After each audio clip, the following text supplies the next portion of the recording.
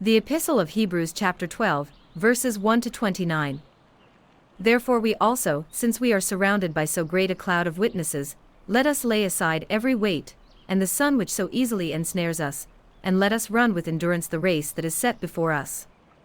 Looking unto Jesus, the author and finisher of our faith, who for the joy that was set before him endured the cross, despising the shame, and has sat down at the right hand of the throne of God.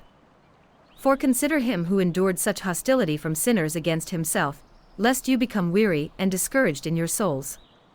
You have not yet resisted to bloodshed, striving against sin.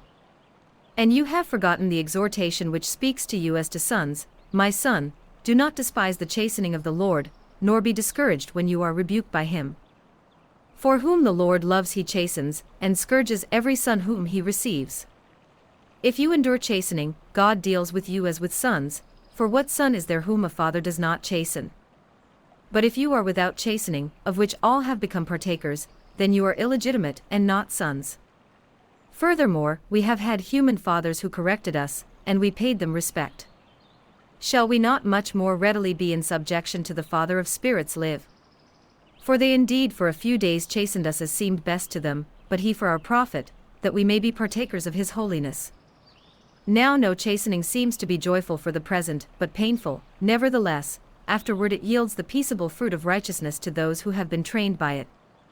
Therefore strengthen the hands which hand down, and the feeble knees. And make straight paths for your feet, so that what is lame may not be dislocated, but rather be healed. Pursue peace with all people, and holiness, without which no one will see the Lord.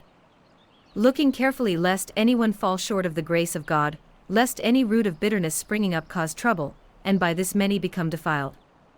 Lest there be any fornicator or profane person like Esau, who for one morsel of food sold his birthright.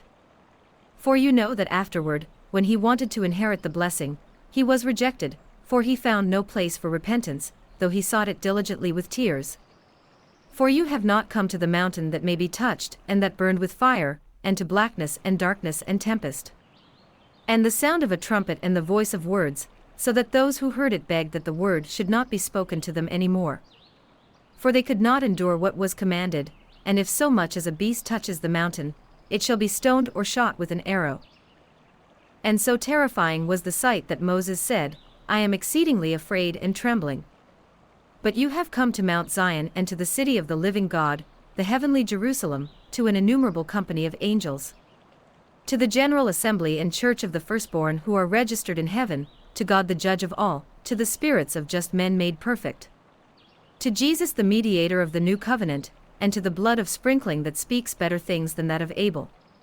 See that you do not him who speaks. For if they did not escape who refused him who spoke on earth, much more shall we not escape if we turn away from him who speaks from heaven. Whose voice then shook the earth, but now he has promised, saying, Yet once more I shake not only the earth, but also heaven. Now this, yet once more, indicates the removal of those things that are being shaken, as of things that are made, that the things which cannot be shaken may remain. Therefore, since we are receiving a kingdom which cannot be shaken, let us have grace, by which we may serve God acceptably with reverence and godly fear. For our God is a consuming fire. The Epistle of Hebrews chapter 12 and verses 1 to 29.